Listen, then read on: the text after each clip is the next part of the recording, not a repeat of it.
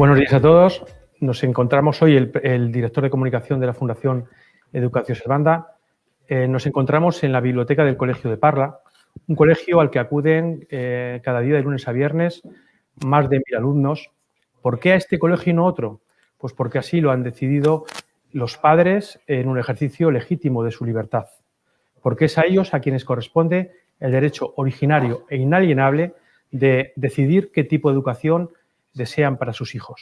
Sin embargo, hay quien no piensa así, quien cree que no deben ser los padres, sino el Estado, el que tome esta decisión.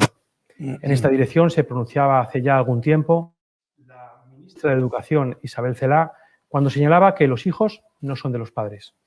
Si, como es bien sabido, las palabras expresan pensamientos y en ocasiones se consuman en hechos, los hechos de Isabel Celaá se han consumado a través de la LOMLOE, una ley controvertida, es decir, la primera ley en la historia de nuestra democracia que prescinde en el proceso legislativo de la comunidad educativa al completo, una ley que margina a los padres en su hoja de ruta, que les priva de derechos y libertades básicas y una ley, en definitiva, que ha conseguido movilizar a millones de familias en su contra, que salieron a las calles incluso en tiempo de confinamiento gracias a la iniciativa de Más Plurales.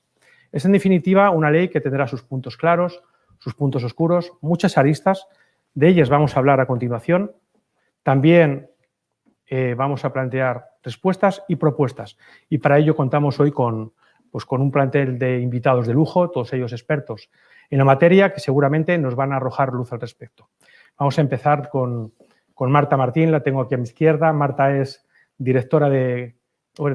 es catedrática de comunicación, fue directora de información, además pues ha sido durante 4 legislaturas diputada en el Congreso de los Diputados, portavoz de la Comisión de Educación en el Congreso de los Diputados, por Ciudadanos, pues un partido que abandonó hace pocas semanas y abandonado el partido también ha dejado los cargos. Yo quisiera plantearte una pregunta que tú vas a saber responderme bien porque ya has hablado de ello en más de una ocasión. Decías, me pareció escucharte en una entrevista, que la tramitación parlamentaria pues quizás ha pecado de una falta de transparencia. No sé si es así. Bueno, muchas gracias, lo primero, por la invitación. Sí, bueno, yo creo que la LOMLOE es, ante todo, una oportunidad perdida enorme para este país, para la educación de este país. Y una de las cuestiones que yo he sido muy crítica y que lo sigo siendo es con la forma en la que se ha tramitado, ¿no? Yo lo viví en primera persona, lo sufrí en primera persona, a diferencia de todo lo que habíamos intentado hacer en la legislatura anterior, que había sido la constitución de un pacto educativo con sus más y con sus menos, donde habían ido más de 83 comparecientes a exponer su visión, a darnos pues algunas pautas sobre cómo hacer la reforma. En este caso, cuando se hizo la segunda legislatura del Partido Socialista con Podemos, lo que plantearon fue una ley que metieron de repente a piñón, fue así. Nosotros, bueno, cuando el Partido Ciudadanos hizo una enmienda a la totalidad, pero lo más grave es que cuando se llevó, sabéis que las leyes se tramitan como en varios pasos. Primero se hace en una ponencia, que es donde estamos solamente los vocales destinados a hacer esa ley, y luego se pasa a la comisión y después se pasa al pleno. Bueno, pues nosotros con el tema de la LOMLOE, cuando se constituyó la ponencia, una de las cosas, lo primero que yo hice fue pedir que se habilitara la capacidad de que vinieran los afectados de esa ley, que eran los estudiantes, las familias, los profesores, y se vetó las comparecencias de la comunidad educativa. A mí esto me parece gravísimo, porque el Congreso de los Diputados no es el Congreso de los Diputados, sino la casa de todos los españoles, y era importante escuchar para una reforma de ese calado a todos los afectados, pero es que después, en la propia tramitación, estuvimos durante una semana, se nos estuvieron poniendo las sesiones prácticamente 2 por semana, donde tuvimos que votar más de 1000 enmiendas, Digo votar porque ni siquiera pudimos debatir, lo cual es votar 1000 enmiendas es prácticamente no poder ni verlo, la tenían ya cocinada desde antes. Y esto no solamente fue en la ponencia, sino que cuando pasamos a la comisión, que toda España la pudo ver porque se pudo retransmitir, se hizo en un solo día y en un solo día tuvimos otra vez que volver a votar esas 1000 enmiendas. A mí me parece una falta de respeto absoluto a la comunidad educativa y a las futuras generaciones, que probablemente lo que yo creo que es la reforma más importante que tiene que hacer en este país, también hay otras, la laboral, la de pensiones, pero la educativa es esencial porque condiciona el futuro y condiciona el presente, que se haya ventilado como se ha ventilado. Es decir, que se haya ventilado sin diálogo, sin debate, sin negociación. Más allá del resultado, que me parece que no es bueno, creo que la propia tramitación de la ley ha tenido vicios importantes. Entre otras cosas, yo, por ejemplo, era portavoz, mi partido solo tenía una persona que representaba y se pusieron comisiones solapadas para que yo no pudiera estar. Esto está votado está en actas. A mí me parece que cuando estamos hablando de una reforma educativa no se pueden hacer las cosas así, sobre todo teniendo en cuenta que que Europa ya nos había exigido en las recomendaciones del semestre europeo, tanto las anteriores como las de 2019, que efectivamente España necesita una revolución educativa urgente, pero una reforma en profundidad. Pero que esa reforma tiene que cumplir 3 requisitos. En primer lugar, se tiene que hacer por consenso, porque lamentablemente me malicio que la LOMLOE no va a durar y va a generar los mismos problemas que generó la LOMCE, que es que si no hay un consenso mayoritario, al final vamos a marear a los niños y a los profesores y a las familias. Primero, que hubiera un consenso en esa reforma. En segundo lugar, que abordara claramente el tema del abandono escolar temprano y el fracaso escolar, que es un grave problema que tenemos, pero ojo que lo abordará apuntalando las competencias, no eliminando la calificación y la evaluación del conocimiento. Y en tercer lugar, que se hiciera también evitando profundizar en las desigualdades territoriales que tenemos en este país. Bueno, pues la LOMLOE, tanto en su tramitación como en el resultado, precisamente ha ido justamente en contra. Y yo creo que una de las razones es que se ha tramitado de una manera viciada desde el principio. Y no me quiero extender más porque me has dicho que sea breve. Pues muchísimas gracias, Marta. Yo creo que has sido muy clara y muy concisa en tus palabras.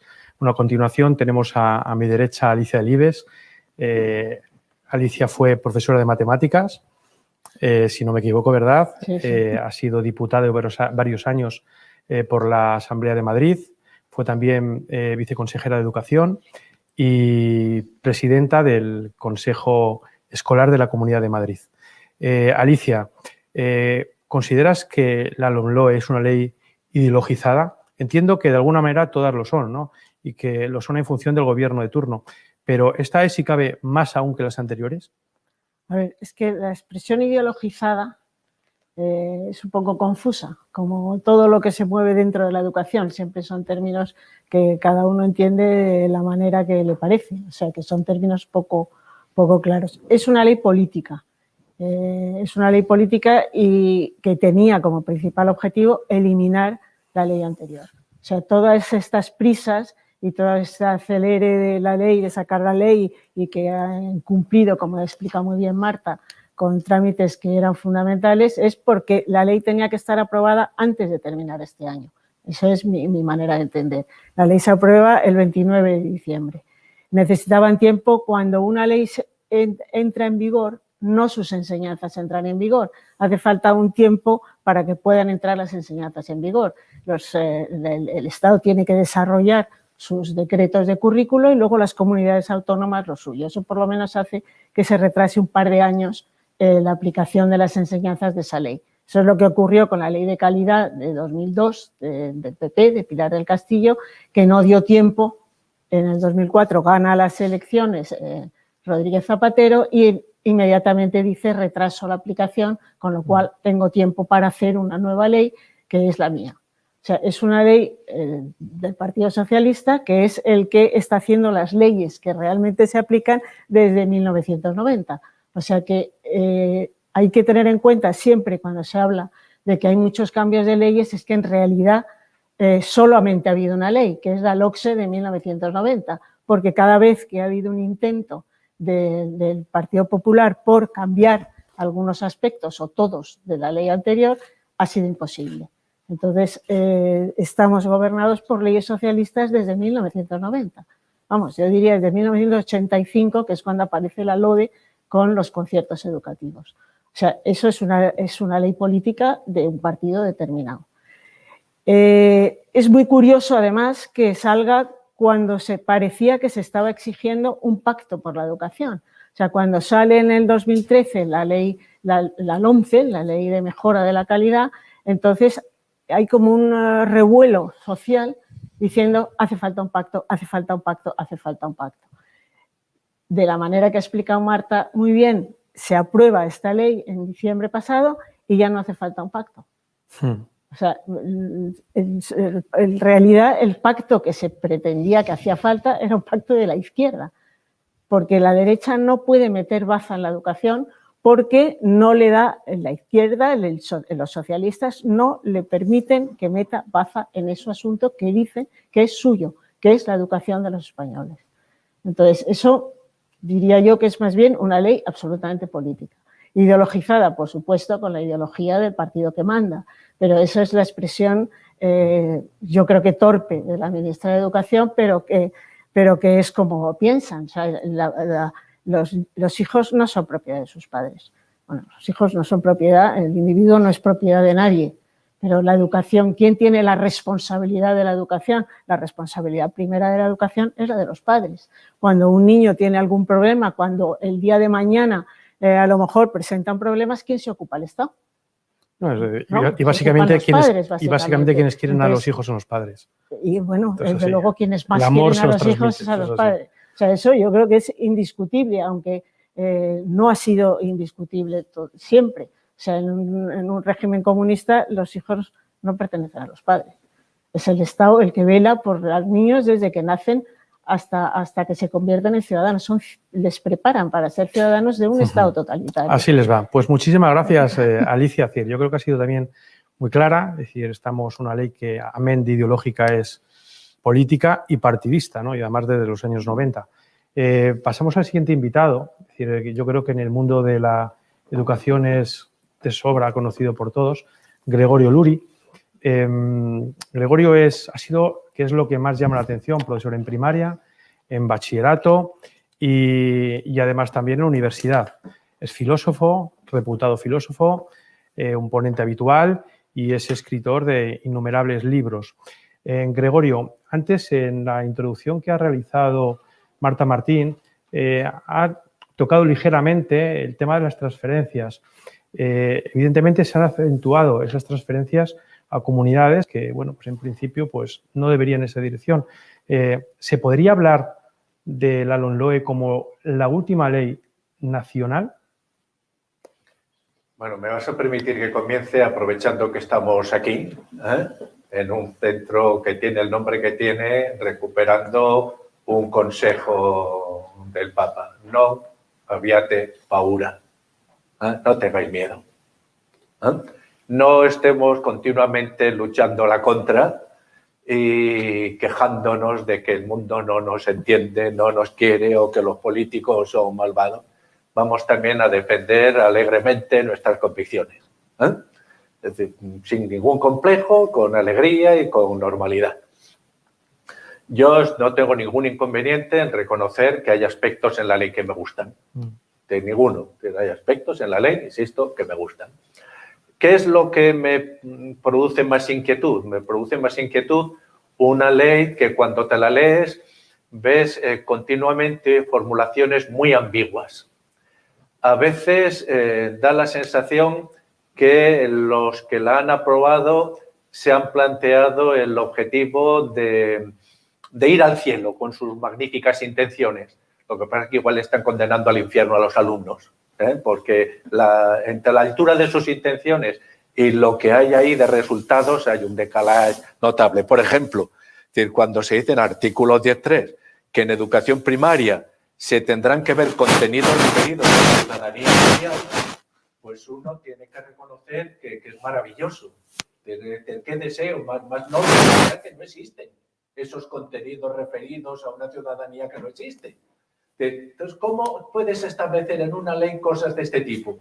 Porque estás convencido de tu capacidad para transformar tus buenas intenciones en ley y para eso no hace falta el consenso. Entonces, si ya tienes razón y eres el bueno, ¿para qué vas a someter a consenso una bondad que está por encima del debate, ¿no? Entonces, esa ambigüedad que en La Paz, cuando la estás leyendo, ves un exceso de buenas intenciones sin concretar resultados y sin comprometerte con resultados, además, y después algo que extraña, ¿no? Porque si tienes esas convicciones, ¿por qué no eres más concreto formulándolas? Pues a mí me da la sensación que esta ley tenía entre sus funciones recoger prácticas que ya estaban, de hecho, en funcionamiento de una manera, no digamos ilegal, pero sí de dudosa legalidad, para legalizar prácticas de hecho, ¿no? Pues qué sé yo, estoy pensando en los bachilleratos de 3 años o en la educación por ámbitos o toda una serie de prácticas en distintas comunidades que se estaban llevando. Por ejemplo, cuando se dice a la hora de plantear qué centros tendrán prioridad para ser subvencionados, se nombra en segundo lugar a las cooperativas. Obviamente ahí no se está pensando tanto en la función social de las cooperativas como en las icastolas. Y quiero pensar que en las cooperativas murcianas, voy a ser generoso, pero uno no. Por otra parte, estás viendo una cosa que es muy curiosa, ¿no? que te llama la atención, que lo que en estos momentos puede ser objeto de debate, qué sé yo, en Navarra, qué hacer con las concertadas, qué hacer tal, pues te encuentras con que en Euskadi el Partido Socialista está muy a favor de mantener concertadas, es decir, no, aquí no va a haber debate claro. en Euskadi, a no ser que los de Podemos planteen pero no va a haber debate, ¿no? Entonces, esa sospecha, y quiero dejarlo así como sospecha, de que esa ambigüedad está pensada, por una parte, para evitar posibles sentencias del Constitucional. Es decir, mira, pero decimos aquí esto, otro, tal. Y por otra parte, porque se está permitiendo, de hecho, una transferencia de competencias educativas del Ministerio de Educación a las consejerías. De hecho, hay comunidades que algunas ya tienen sus propias leyes educativas y otras que tienen adelantados el proyecto. Y esta, tal como está formulada la LOMLOE, pues está, de hecho, estimulando la creación de esas leyes autonómicas. Y nuestra práctica democrática nos dice que lo que se transfiere no se devuelve. Ahí va. Es que eso precisamente Gregorio estaba pensando. Va a ser muy difícil revertir esa situación. Efectivamente. Muchísimo. Entonces yo... Ahora es decir, vamos a dar paso... Yo pienso que en un futuro, que una de las... Porque esto todo en democracia se puede discutir, pero discutámoslo. Porque puede estar dándose o produciéndose una transferencia de competencia sin una discusión previa. Y entonces que nos encontremos en 2 días con cada comunidad con su propia ley, sin que hayamos discutido si eso es bueno o es malo o es regular. Eso es. Pues muchísimas gracias, Gregorio. Ahora después, si quieres... No, yo solamente quería hacer un apunte antes de que hable Antonio de algo que he omitido antes y que es importante para el debate, que la gente lo sepa, que es que efectivamente, Alicia, esto se empieza a tramitar justamente en un momento en el que se están negociando los presupuestos. Claro. Lo digo porque este canje que hay con algunas cosas solamente se entienden cuando hay que entender que la ley tiene que estar aprobada antes de que PNV, antes de que Esquerra Republicana dé su voto favorable para la aprobación de presupuestos. Por ahí a lo mejor se pueden entender algunas de las cuestiones que estáis apuntando. Bueno, es el privilegio de tener a una reciente diputada que conoce lo que ha sucedido entre bambalinas. Es decir, yo creo que es un auténtico honor tenerlo aquí. Pasamos a Antonio Amate, él es el último invitado al que presentamos. los últimos serán los primeros, Antonio, yo te lo comentaba antes. Él es licenciado en Geografía e Historia, es secretario general del sindicato USO y coordinador de la plataforma Más Plurales. Hemos hablado someramente de ella, pero consiguió movilizar en un margen de mes y medio a millones de personas en la calle. Tanto es así que en poco tiempo bueno, consiguió poner tan nervioso al gobierno que tuvieron que precipitar la aprobación de la ley. Es verdad que la ley está aprobada, pero aprobada la ley, ¿conseguimos algo en Más Plurales? Porque tuve el honor de compartir trinchera con Antonio. Bueno, yo creo que la campaña de Más Plurales ha conseguido romper el monopolio ético que hay en España desde hace mucho tiempo. ¿Por qué llamo monopolio ético a la situación anímica que gobierna el país? Porque realmente nosotros somos una sociedad que vive en el mundo de la imagen, de la película, de la serie, del relato corto, donde es fácil identificar a los buenos y malos. Al final todos los guiones necesitan un bueno, un malo, y donde de alguna manera el discurso de la izquierda siempre ha estigmatizado y ha llevado a la esquina o al córner de los malos a los que de alguna manera se aprovechaban del sistema. El señor presidente del gobierno nos llamaba privilegiados a los que llevamos a nuestros hijos a un colegio concertado, privilegiados con ese recuerdo de lo que significaba el antiguo régimen de opresión, es ese lenguaje emocional que domina la política española, domina el discurso, y Más Plurales rompió ese monopolio ético. Rompió el monopolio ético porque la gente, como ha dicho antes muy bien Gregorio, empezó a defender sus convicciones con alegría y a darse cuenta ni de que son privilegiados, ni que son parásitos del sistema, y que por elegir y por querer una educación para sus hijos no son el problema del sistema, aunque se lo dijera todo un presidente del gobierno, todo el staff que gobierna Moncloa, esta señora ministra a la que tanto irrita este lazo naranja, y que salió a la calle de forma alegre, ordenada, cívica, simplemente para decir que nosotros no somos los malos de la película y que no podemos arrastrar el San Benito de la educación española diciendo que parasitando los recursos públicos provocamos una decadencia permanente de la escuela pública y que, por tanto, la solución para que el país funcione mejor y para que la gente sea más feliz es hay que disolver todos los privilegios y concentrar los recursos donde se le puede dar a la gente esa mayor satisfacción. Mentira tras mentira, al final, en ese discurso emocional, conseguimos romper el monopolio ético y que la gente saliera a la calle, que se sintiera orgulloso de sus colegios como este, que se sintiera orgulloso de sus ideas y que se sintiera orgulloso de ser ciudadano, de defender sus libertades y, sobre todo, de hacerlo no contra nadie, porque Más Plurales nunca fue una campaña contra nadie. Ellos agitaban las mayorías. 500.000 profesores en la pública. No llega a 2 millones en la privada concertada. Más de 5 millones de alumnos en la pública. No llega a 2 millones de alumnos en la privada concertada. Agitaban a la gente unos contra otros, cuando eso es mentira en la calle. Los procesos de escolarización se producen con total normalidad año tras año. Pero era el lenguaje emocional, el que era del relato de buenos y malos y que de alguna manera pudieran aplastar a la gente simplemente encerrándola en su casa, donde está muy a gustito, pensando que al fin y al cabo, mientras me mantengan el nido, voy a comer y voy a estar bien. Eso es lo que hemos roto. Más Plurales, por tanto, ha sido el comienzo de la liberación para muchas personas que han dejado de sentirse ni privilegiados, ni abusadores, ni parásitos de ninguna forma del sistema educativo que existe. Pues muchísimas gracias, Antonio. Además, hay que enfatizar el hecho de que Más Plurales no fue flor de un día. Después tendremos oportunidad de aseverar lo que están haciendo, pero ellos siguen ahí, o seguimos ahí, porque todos estamos implicados y bueno, pues quienes conocen Educación Servanda saben que nuestros colegios están ahí en la vanguardia, ¿no? de esa lucha, pero lucha alegre, como bien ha dicho, como decía también Gregorio. A mí, Gregorio, me ha encantado que antes hayas mencionado a nuestro patrón, a Juan Pablo II, porque es el patrón de la Fundación Educación Servanda, y que hayas además aludido a esas palabras, no tengáis miedo. Y por eso no tenemos miedo de preguntar. Estamos hablando de esa animadversión casi exagerada que plantea el gobierno muchas veces. Esta pregunta va para el que quiera recoger el testigo, contra la concertada, ¿no? Es decir, a veces dices, bueno, ¿por qué? ¿De dónde viene esta animadversión?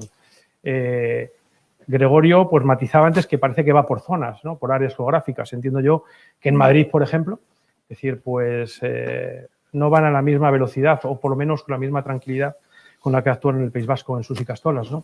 Pero es cierto que la concertada tiene un elevado porcentaje de colegios católicos.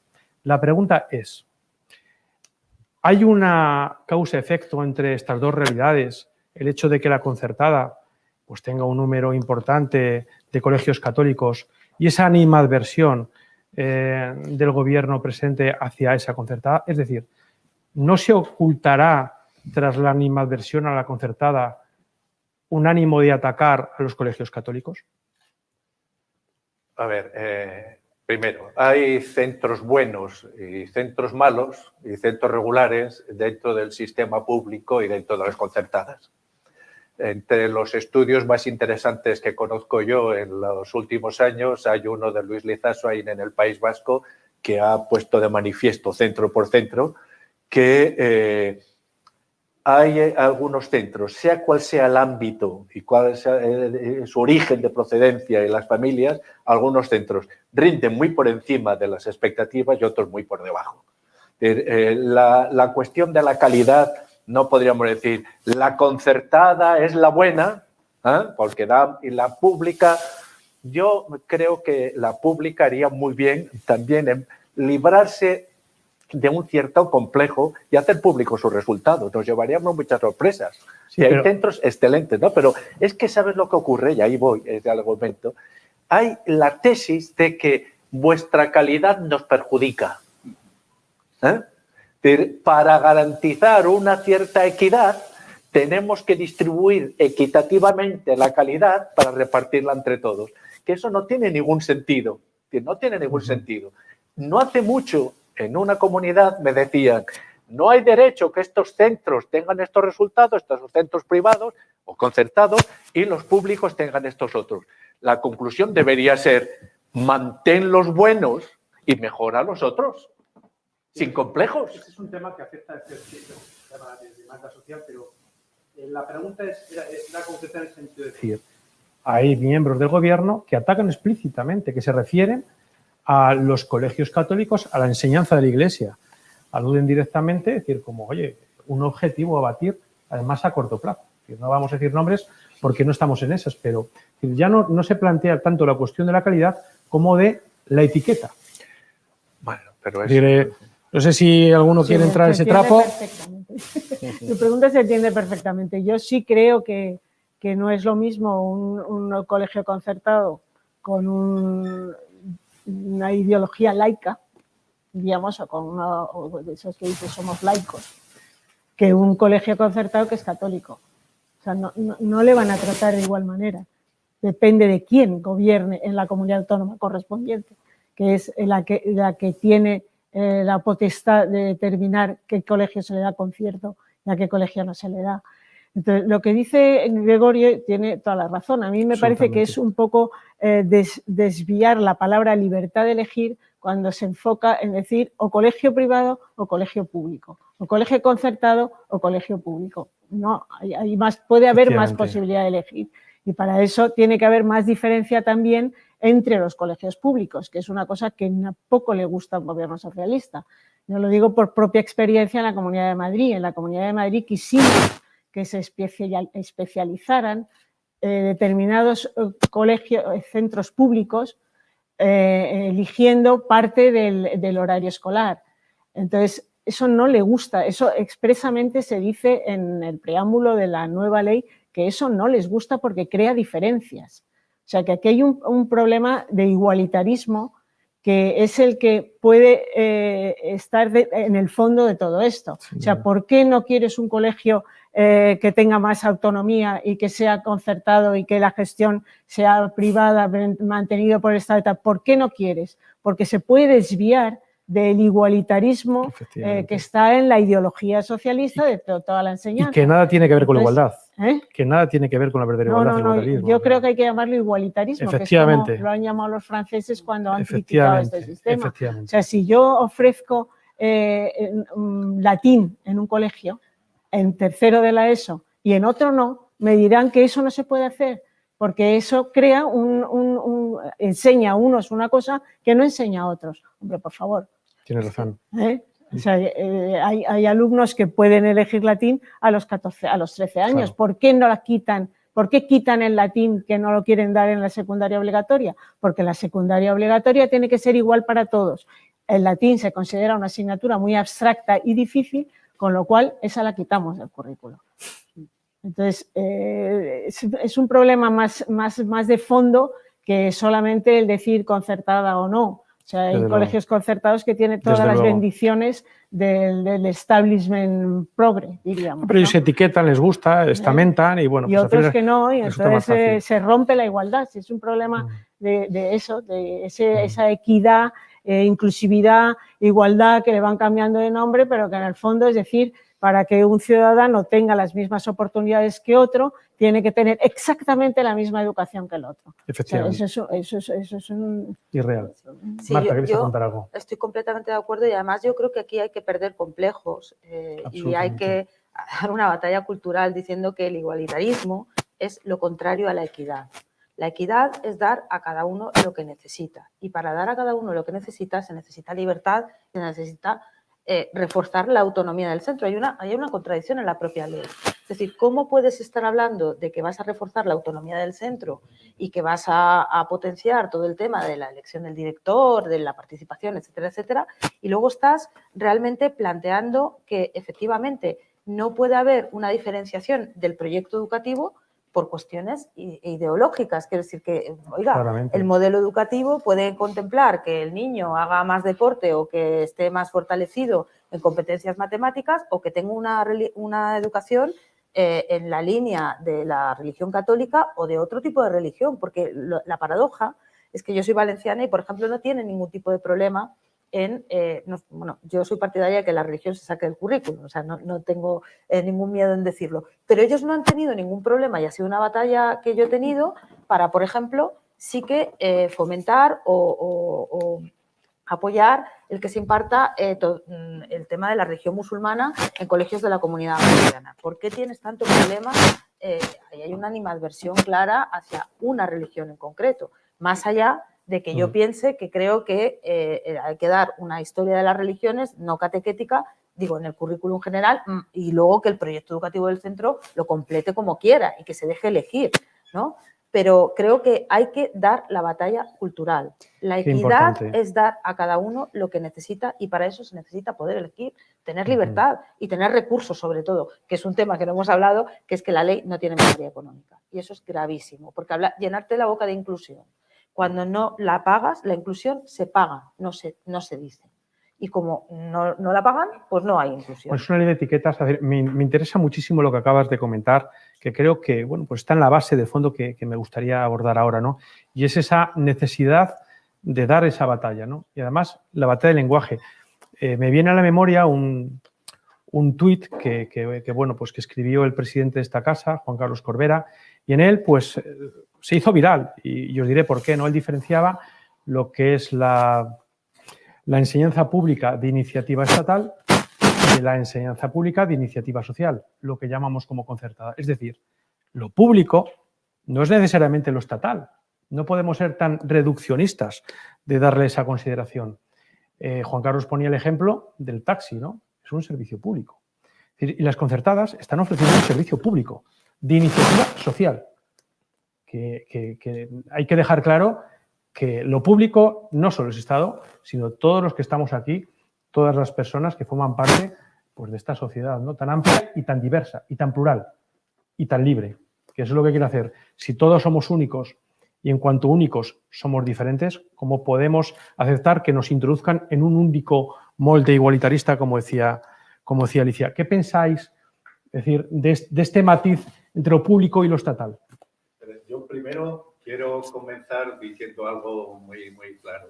Entre los premios que yo tengo, hay uno que lo tengo por encima de todos los demás, que es el premio Mejor a tu escuela pública. Es decir, soy un firme defensor de la escuela pública y de todo lo que eso supone. Ahora bien, la cuestión no es escuela pública sí o escuela pública no, sino una concepción, yo creo que muy, muy sesgada de lo que significa laicismo.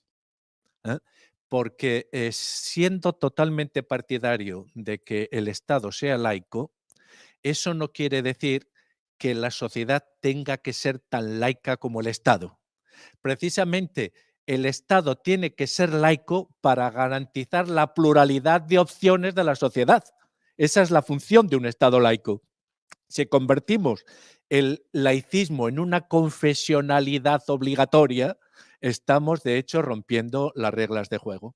Desde al menos 1980, cuando se estaba discutiendo la ley orgánica del Estatuto de Centros Docentes, aparecía una cuestión ahí, las intervenciones de Miguel Herrero de Miñón tienen una actualidad pasmosa, porque Miguel Herrero de Miñón decía, vamos a ver, el Estado laico, pero precisamente su laicidad tiene que garantizar no que yo tenga una clase de religión en mi escuela, sino recibir una educación religiosa. Una educación religiosa. ¿Eh? Y eso debería ser una de las prioridades del Estado laico que se afirma como tal. Porque si no, se está rompiendo esa propia dimensión del laicismo. A ver, creo que en estos momentos, y con esto estamos viviendo una situación, por recoger una frase de Maura, que me parece bien curiosa. Hoy la libertad se ha hecho conservadora y tenemos que asumirlo. Tenemos que asumirlo y proclamarlo con normalidad. La libertad se ha hecho conservadora. ¿Desea alguno de vosotros apuntar algo a los comentarios de Gregorio? Bueno, aquí una pregunta. ¿En qué sentido dices esto de que la libertad se ha hecho conservadora? Pues que estás ¿Los defendiendo. conservadores son los únicos que amamos la libertad? Estás defendiendo que un Estado laico, de verdad, es aquel que garantiza que la sociedad no sea unánime y uniformemente laica, sino que posible. Es decir, que tiene confianza en la ciudadanía, demonios. Que aquí en el fondo lo que hay es una desconfianza hacia las familias y hacia la ciudadanía. Quieren dirigir la forma de pensar de todos los ciudadanos. Entonces, ese es el problema. O sea, tú lo dijiste el otro día en una charla también que compartí contigo. Esto es un proyecto totalitario. Y yo me temo que, aunque la palabra sea muy fuerte, es absolutamente cierto. O sea, aquí hay un intento, para mí, un totalitarismo es cuando se intenta conducir a toda la sociedad a que piense de una determinada manera. Entonces, ahí está la clave del asunto. O sea, si se te escapa alguno, tienes que volverle al rebaño. Y entonces, por eso tienen miedo a la enseñanza concertada, por eso tienen miedo al cristianismo, por eso tienen miedo. Y entonces me dirás, ¿y qué pasa con los musulmanes? Como has dicho tú, es que eso no hay miedo ahí. Eso ya veremos luego lo que hacemos con ello. De momento son útiles. Porque lo que de momento estamos es en destruir una civilización occidental, diría yo. Es destruir esa civilización. Entonces, perdona. No solamente tenemos en España una pretensión de un monopolio ético, sino además que ese monopolio es fundamentalista. Precisamente en el año 2021, donde parece que la información circula por todos sitios, que todo es guay, que hay una gran interculturalidad, que estamos todos, bueno, en fin, por lo menos formalmente, como muy, muy abiertos y muy tolerantes, y se defienden todos estos valores con una boca enorme. Sin embargo, la defensa de ese monopolio ético es fundamentalista. Solamente hay que ver, por ejemplo, el otro día la desgraciada intervención que tuvo nuestra ministra cuando este señor Matarí, es un diputado que no le conocía a nadie, de repente se lleva el tío un sartenazo en la cabeza simplemente porque se atrevió a decir algo contra la ley. La otra no la habían puesto en el papel porque, por desgracia, a los señores ministros ahora mismo ya le dan las comandas, como en los restaurantes, para que todo lo que digan venga del aparato ese del spin doctor de Moncloa. No sabía que este señor tenía una hija discapacitada y ya se cayó con todo el equipo el bochorno más absoluto y el ridículo más espantoso. Pero eso es lo que delata es la actitud. Es decir, que hay en España ahora mismo, por desgracia, una forma de ver la realidad que es exclusiva y excluyente, que es lo que nosotros hemos combatido desde el movimiento cero. Lo exclusivo y lo excluyente no lo podemos admitir. No nos echen fuera del tablero, o sea, déjennos jugar, ¿no? Bueno, es decir, me parece súper interesante lo que estáis diciendo porque ya estamos entrando en una batalla que a mí me parece Vital. de cara al futuro inmediato, ya. Había una espectadora que nos preguntaba, ¿qué podemos hacer ante el rodillo gubernamental que nos está cayendo? Es decir, antes lo decía Alicia, ¿no? Es que la palabra de totalitaria es fuerte. Ellos hacen muy bien esto de poner las etiquetas, ¿no?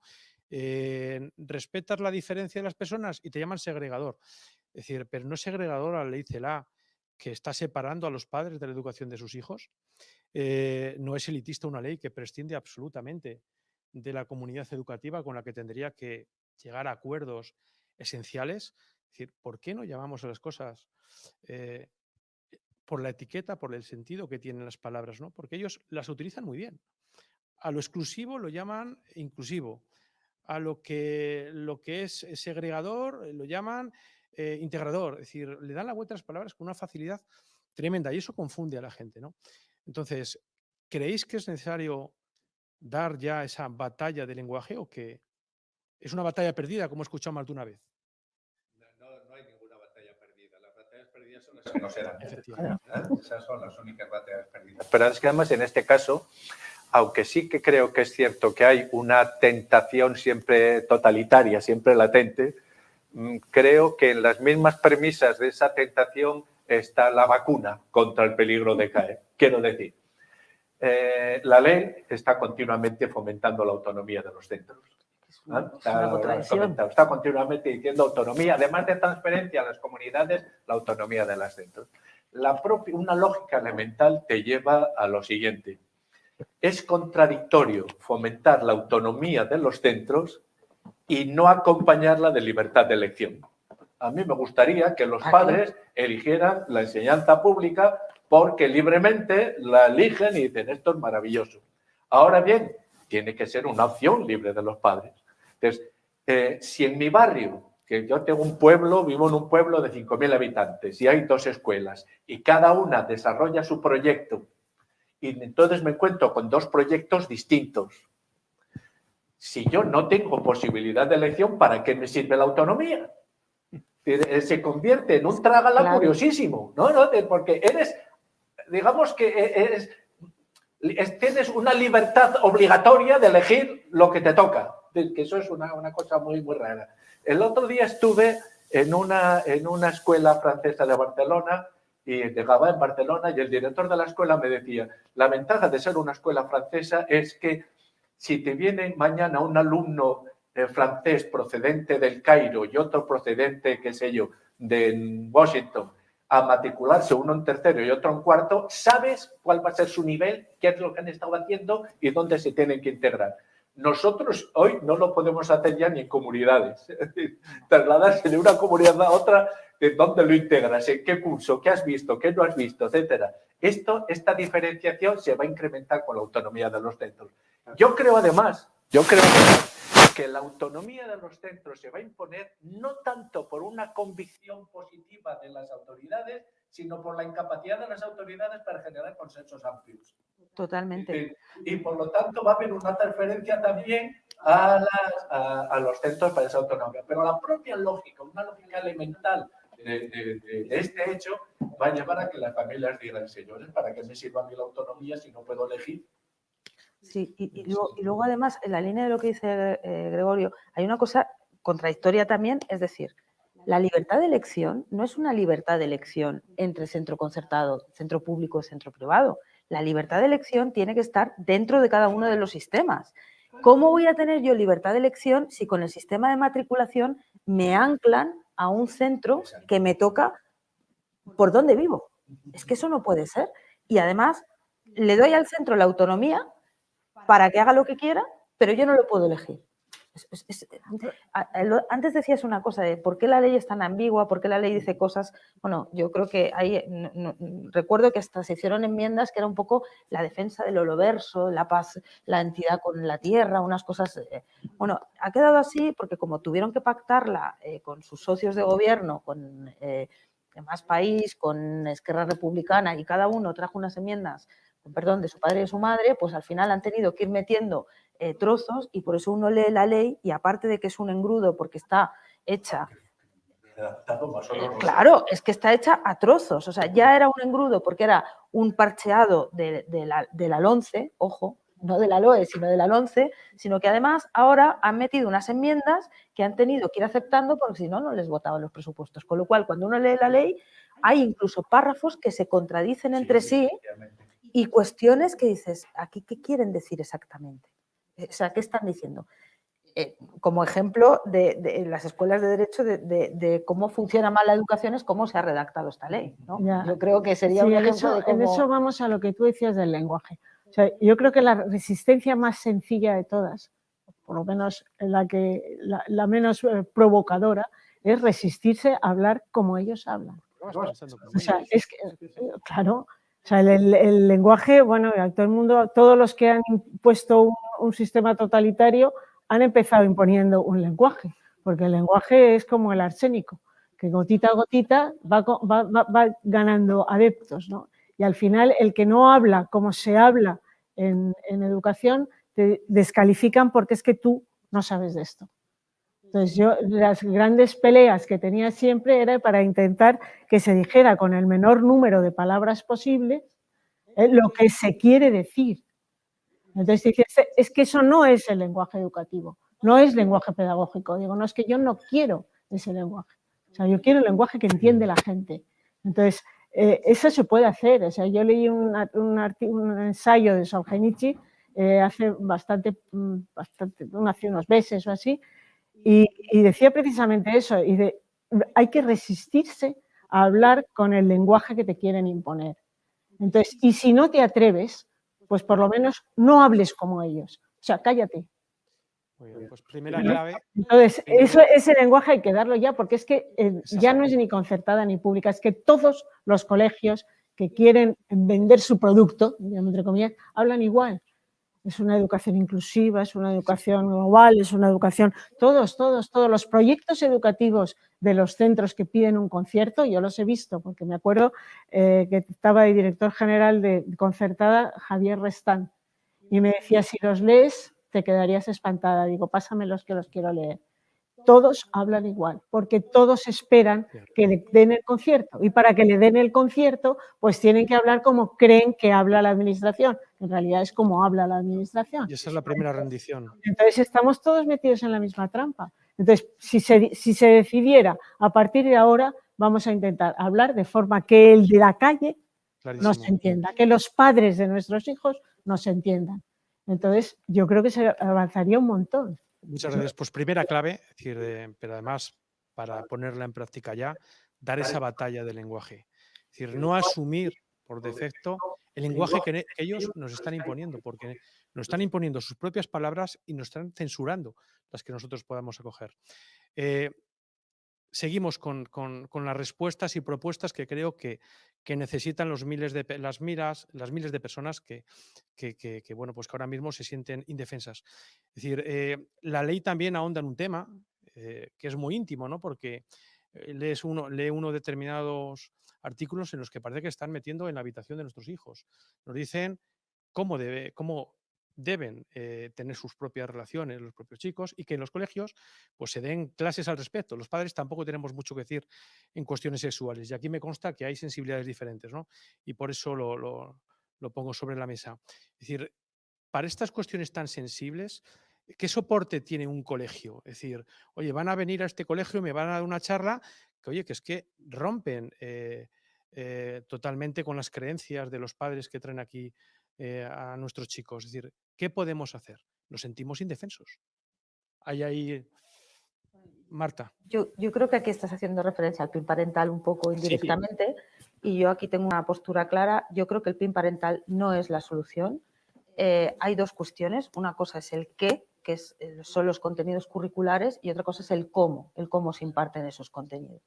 Los contenidos curriculares tienen que partir de un consenso razonable, claro, lo que no podemos... Y yo creo que hay determinadas cuestiones, la educación afectivo-emocional, la educación sexual, en unos términos que tengan también la aprobación de las familias, que se debe impartir porque al final estamos construyendo sociedad, ojo, que debe ser construida a partir de conocimiento, que es que nos olvidamos de eso.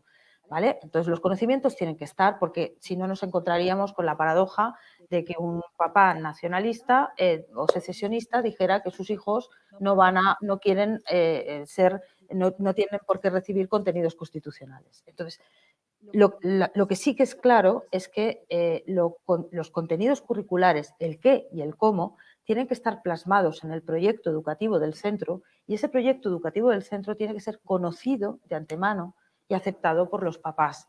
Y en el momento en el que haya una mínima desviación del qué o del cómo, tiene que intervenir la inspección, y tiene que intervenir la inspección para evitar que se produzcan desmanes. De ahí la autonomía de los centros. Quiero decir, si me dejan elegir y yo puedo elegir el modelo educativo que quiero para mi hijo, y tengo el proyecto educativo, se supone que estoy en consonancia con lo que se va a dar y el cómo se va a dar, y no necesito poner un pin.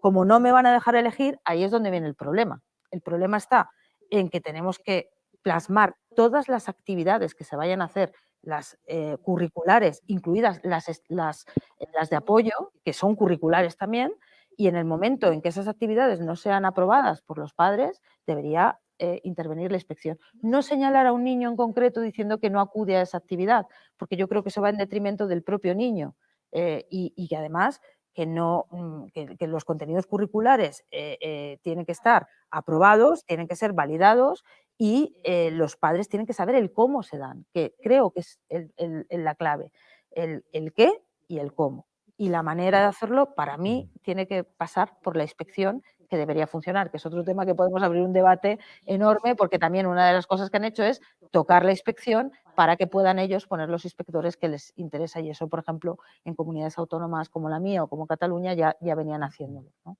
Yo quiero usar Le voy a Felipe González hace un tiempo una entrevista, voy a usarla porque me parece que todo el mundo dice cosas sensatas, y lo dijo sensato. Decía que en política y en general en todos los órdenes de la vida, dice, todo lo exagerado es ridículo. Entonces yo lo que veo es que, por cerrar el argumento que exponía desde el principio de esa intención, que no hay intención, que es un auténtico avasallamiento por el monopolio ético, que es fundamentalista, que es exclusivo y que es excluyente, además es exagerado. Entonces yo creo que hay dos cosas que son en la vida bastante fáciles de entender entre la gente, como decía antes Alicia, que es que hay que tener un cierto respeto por lo razonable y por unos límites. Entonces, que ahora mismo haya partidos en la Comunidad de Madrid defendiendo que la educación afectivo-sexual va a tener en el currículo la misma calidad, el mismo peso que las matemáticas, sinceramente descalifica al sujeto simplemente nada a abrir la boca y dice, pero ¿qué estás diciendo, macho? Si no hay nadie en Madrid que crea en eso, ni tú mismo, porque tampoco lo practicas con tu familia. Eres no sé. Es decir, yo creo que en este tema lo que hay es una gran hinchazón, una gran inflamación interesada. La gente va por otros caminos, la gente se busca la vida, gracias a Dios, y la sociedad se regenera a sí misma como los árboles, que aunque los podes crece la rama en primavera. Y entonces lo que hay que dejar es que la vida fluya y nosotros simplemente ayudar a las personas. Todos esos debates son absolutamente exagerados, ridículos, y no corresponden en la inmensa mayoría, te lo digo de verdad, en la inmensa mayoría a la realidad docente, donde puede haber algún fanático, algún sinvergüenza que esté utilizando su libertad de cátedra para algo inadecuado, pero que deben de ser excepciones muy excepcionales que no pueden servir para sostener esos discursos. Gregorio, ¿qué opinas? Pues que esto es apasionante. El tema. Pues opino que tal como está planteada la ley y los desarrollos, la propuesta de desarrollo curricular, están obligados a contradecirse. Necesariamente, con las premisas que manejan, la contradicción es inevitable. De eso estoy totalmente convencido. Por ejemplo, cuando se habla del perfil de salida, ¿no? Una idea, perfil de salida que deben de tener los alumnos, y se dice el objetivo de ese perfil de salida. ¿Cómo han de salir los alumnos, ¿no? De escolarización. Han de ser capaces de planificar un proyecto de vida personal basado en un buen conocimiento de sí mismo. Maravilloso. Yo dudo mucho que un adolescente esté en condiciones de realidad. Es que lo ponen también en educación infantil. No, pero vamos a aceptar que sí, vamos a aceptar que sí. Este es un objetivo realizable, que es un objetivo realizable. El de planificar un proyecto de vida personal basado en un buen conocimiento de sí mismo. Lo que no vale es que te digan, y ese conocimiento de ti mismo tiene que estar de acuerdo con lo que yo creo que te debes conocer. Ahí está la trampa. Y si queremos que haya un conocimiento de sí mismo, y además se dice que entre las competencias de aprender a aprender están las de reflexionar sobre uno mismo, reflexiona sobre ti, pero no reflexiones sobre ti de acuerdo con el tamiz que yo voy a poner para reflexionar. No cuadran.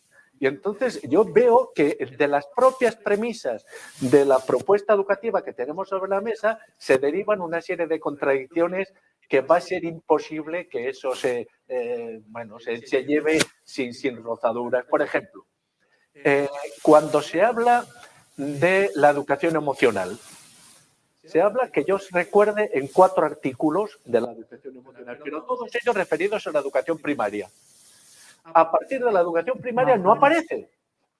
Entonces, esa que comentabas tú, esa ley Frankenstein que tenemos, que está hecha de fragmentos de aquí para allá, dices, si la educación emocional es tan relevante, vamos a llevarla a todas las áreas, no estés aquí. Bien.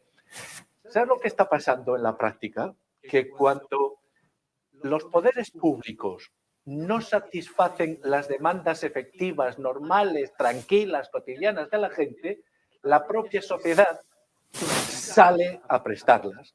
Y entonces hoy estamos asistiendo a un fenómeno que es más importante y más trascendente que la propia ley, que es que, podríamos decir, que el sistema educativo está siendo cada vez más grande y el sistema escolar cada vez más pequeño.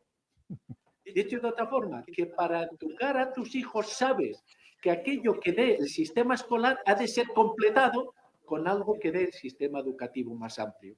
Desde los años 70, desde mediados de los años 70, estamos asistiendo a un fenómeno de una relevancia educativa, no escolar, pero educativa extraordinaria, y es que las familias, especialmente las familias de cuello blanco, que tienen padres universitarios, están dedicando cada vez más tiempo y recursos a la educación de sus hijos.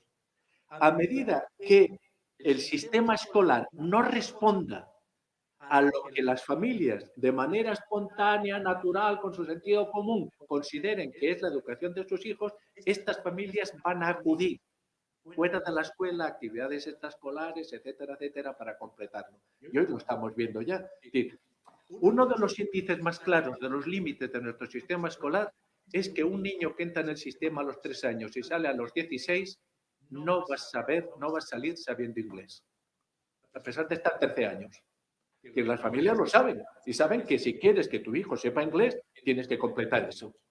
Pues a mí me da la sensación que estamos en ese proceso en el que la pérdida de peso específico de la escuela, porque no está ofreciendo algo coherente, va a necesitar o está siendo completado por las familias con conocimientos extraescolares. Pero me gustaría saber cuánto se gasta una familia media española de promedio en actividades extraescolares, porque eso nos llevaría a la conclusión de que en España hace tiempo que desapareció la educación gratuita.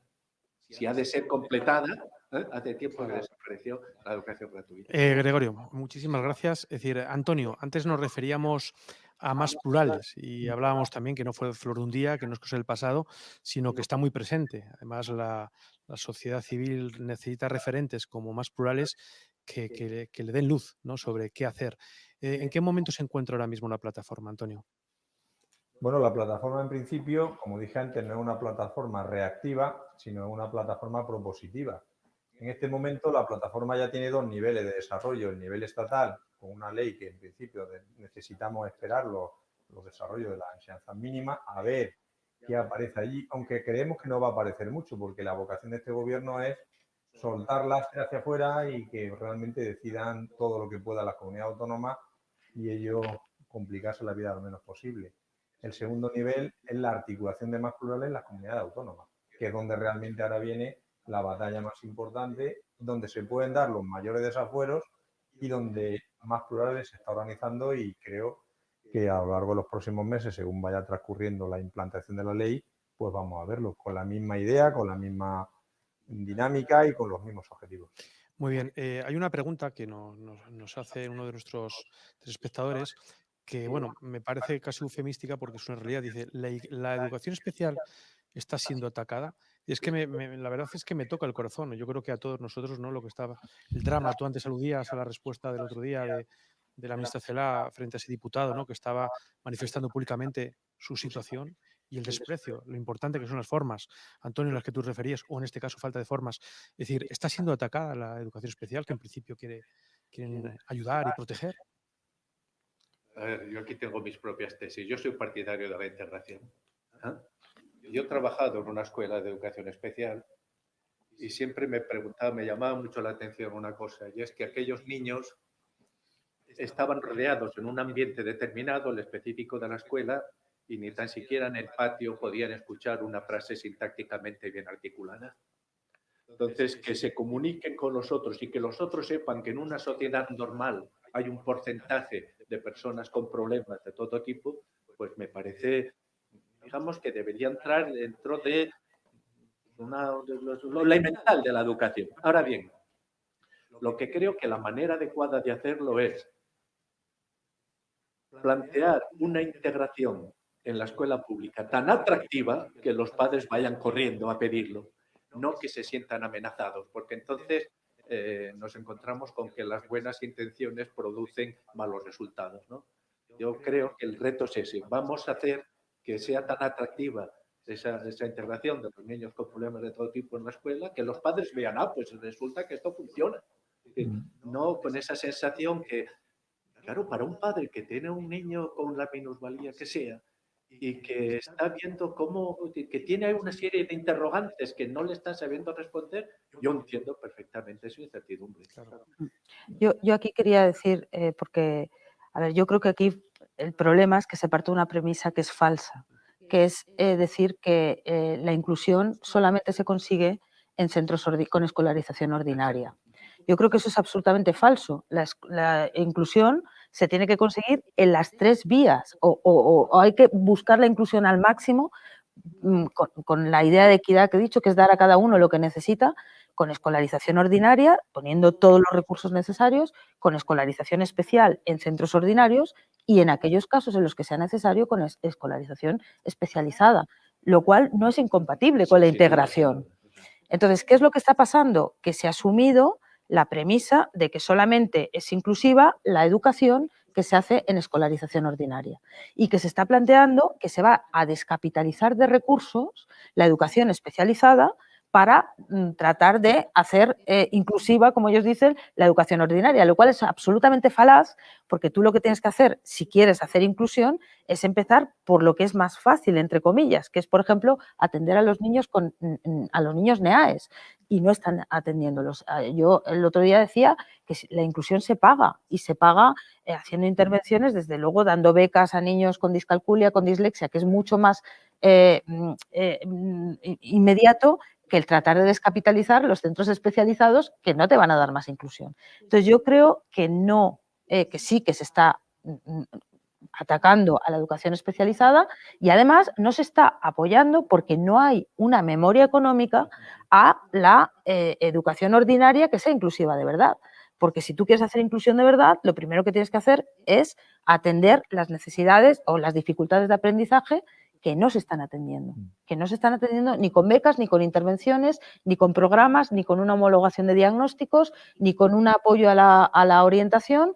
Y, por supuesto, los centros especializados no solamente no se deben descapitalizar, sino que hay que poner todo la carne en el asador para que haya todos los centros que se necesiten. Obviamente, buscando la integración siempre y buscando puentes y buscando que esos niños sean niños autónomos, lo más autónomos posible que sea. Y desde luego, no asustando a las familias que tienen miedo. Que tienen miedo. Está acabando el tiempo. Sí. La tendencia a veces es formar rápidamente personal, maestros, para que sean especialistas en determinadas discapacidades. Eso no se hace de un día para otro. Y eso no se hace dando un cursillo de 3 meses. O sea, que es que, claro, si yo tuviera un hijo con un determinado problema, querría que lo viera la persona que más entiende de eso. Entonces, la persona que más entiende de eso no es un montón, una masa enorme de especialistas. Yo no creo que exista una masa enorme de especialistas. Entonces, ponerse un plazo de 10 años, como se pone la ley, es absurdo. Sin memoria económica. Vamos poquito a poquito, vamos a ir probando, vamos a ver cómo funciona. Hay centros en Madrid que yo conozco de integración que funcionan maravillosamente bien. ¿Qué vas a hacer con ellos? Porque se hace con aulas especiales donde el niño tiene su tratamiento especial y además pues convive con los demás y todo eso, que me parece, como dice Gregorio, perfecto. No se van a creer que es que no existe una persona que habla correctamente. Y como el niño que habla correctamente tendrá que encontrar que hay otros niños que no hablan correctamente, pero porque tienen un determinado problema. Eso me parece muy bien. Ahora, las cosas hay que hacerlas bien, no por decreto ni por ley. Dentro de 10 años, todos los centros tienen que ser inclusivos. Qué apasionante sería poder seguir hora y media con este debate, que creo que da para hora y media y para días y para semanas y para años, ¿no? Esperémonos que no pare de más de 2 años, porque esto ya terminado ya. Pero lamentablemente nos tenemos ya que despedir, ¿verdad? El juez Calatayud nos espera, pero antes daros las gracias a todos. Creo que estaréis al otro lado de la pantalla de acuerdo conmigo, apasionante. Creo que nuestros invitados pues, nos han dejado ver toda su sabiduría y bueno, pues nos han arrojado pistas sobre qué tenemos que hacer en el futuro, ¿no? Me está diciendo el cámara que me estoy equivocando de cámara. Claro, es que hay 3, no hay luces, pues nos equivocamos. José María, nos equivocamos. Muchísimas gracias a todos por vuestra atención, por vuestra presencia y por vuestros conocimientos. Nos despedimos ya y pasamos al siguiente punto. Vicente, muchas gracias.